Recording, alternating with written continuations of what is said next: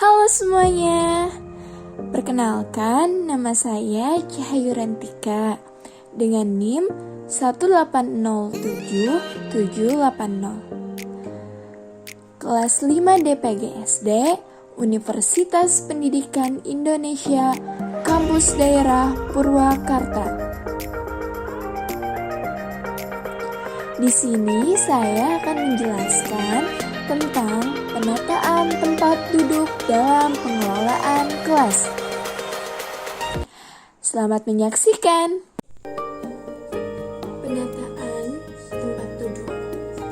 Tempat duduk merupakan fasilitas yang ada di suatu kelas yang ada di sekolah formal. Nah, tempat duduk ini sangat berpengaruh terhadap proses belajar mengajar. Karena siswa belajar tidak terlepas dari tempat duduk dan meja yang ia gunakan untuk belajar di kelas. Jika tempat duduknya bagus, tidak terlalu rendah, tidak terlalu tinggi, tidak terlalu besar, nyaman, dan sesuai dengan ukuran siswa, maka siswa akan lebih nyaman untuk belajar, akan lebih antusias dalam belajar. Untuk itulah, tempat duduk sangat berpengaruh dalam proses belajar mengajar, dan ini termasuk ke dalam pengelolaan kelas. Tempat duduk yang baik sebaiknya bisa berubah-ubah formasinya sesuai dengan kebutuhan yang ada di kelas. Untuk itulah, tempat duduk harus disesuaikan dengan luas kelas, berapa banyak siswa yang ada dalam kelas tersebut, dan akan seperti apa fungsi dari tempat duduk tersebut. Selama ini, biasanya dalam proses belajar mengajar konvensional, kita sering menemukan penataan tempat duduk yang berjejer ke belakang. Nah, biasanya penataan tempat duduk yang berjejer ke belakang tersebut digunakan untuk metode pembelajaran ceramah, yaitu ketika guru menjadi center di depan dan memberikan penjelasan, dan siswa hanya menjadi pendengar. Menurut Lee, pada tahun 2007 menyatakan ada beberapa macam model penataan tempat duduk yang biasa digunakan dalam proses belajar mengajar kooperatif. Yang pertama adalah penataan tempat duduk dengan meja tapal kuda, yaitu meja membentuk menyerupai tapal kuda. Nah, penataan ini siswa dibuat dalam satu kelompok mengelilingi meja yang berbentuk tapal kuda tersebut. Jadi tempat duduknya mengelilingi meja yang berbentuk seperti tapal kuda. Selanjutnya adalah penataan tempat duduk dengan meja yang memanjang. Jadi tempat duduk ditempatkan berjejer sesuai dengan meja tersebut. Kemudian ada meja berkelompok. Penataan tempat duduk dengan meja berkelompok. Jadi dalam kelas dibentuk satu kelompok, siswa yang berada dalam satu kelompok duduk berdekatan melingkar dalam meja kelompok tersebut. Selanjutnya adalah meja berbaris.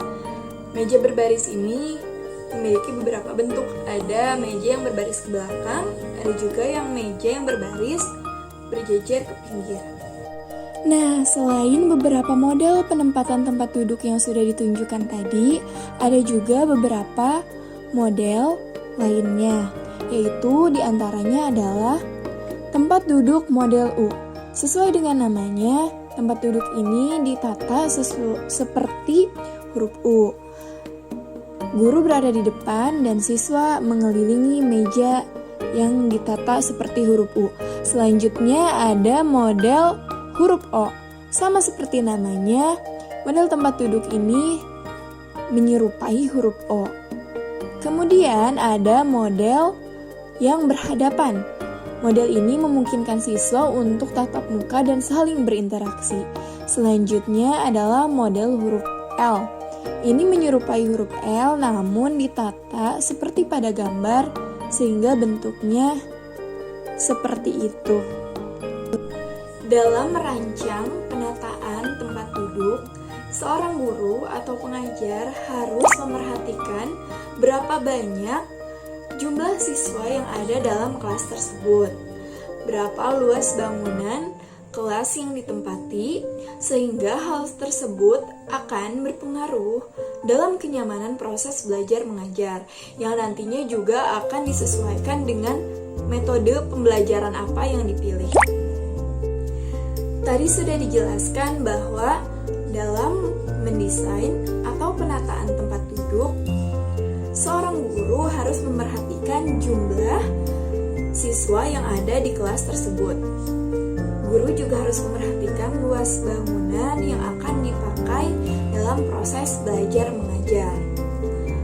Guru juga harus menyesuaikan metode pembelajaran apa yang akan digunakan nantinya, sehingga penataan tempat duduk bisa mendukung metode pembelajaran tersebut. Nah, selain itu semua, seorang pengajar harus memerhatikan karakteristik dari masing-masing siswa tersebut. Harus memerhatikan aspek kecerdasan, aspek psikologis, dan aspek biologis dari masing-masing siswa itu sendiri. Hal ini penting karena demi tercapainya keberhasilan proses belajar mengajar. Aspek kecerdasan, aspek psikologis, dan aspek biologis berpengaruh terhadap karakteristik dalam setiap individu siswa tersebut, sehingga nanti akan tercipta kondisi belajar mengajar yang diharapkan, dan kondisi kelas pun akan nyaman dan proses pembelajaran akan berhasil.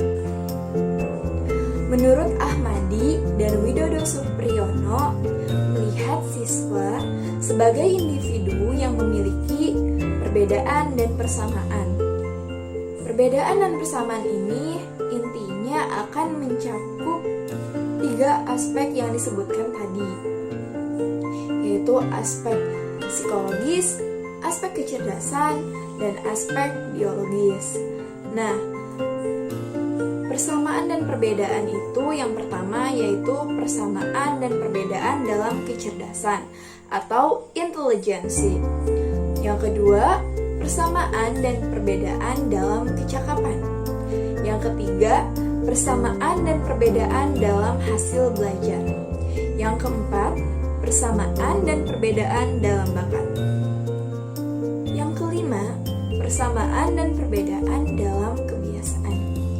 Selanjutnya, yang keenam, persamaan dan perbedaan dalam kebiasaan.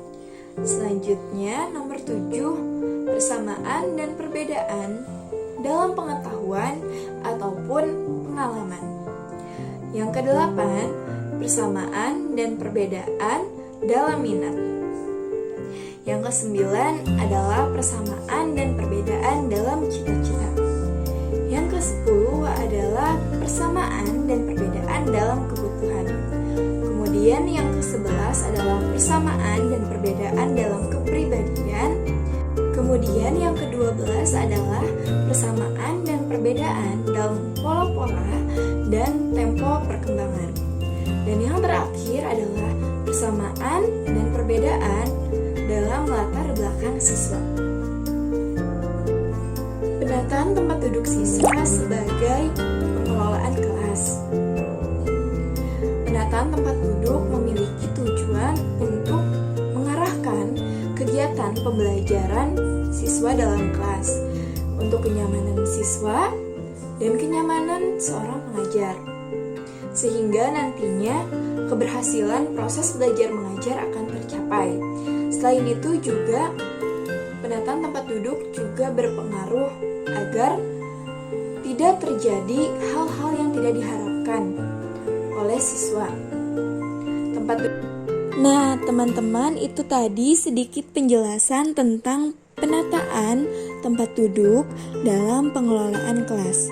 Semoga semua yang saya jelaskan dapat dipahami dan bermanfaat untuk kalian semua. Sekian dan terima kasih. Sampai jumpa lagi.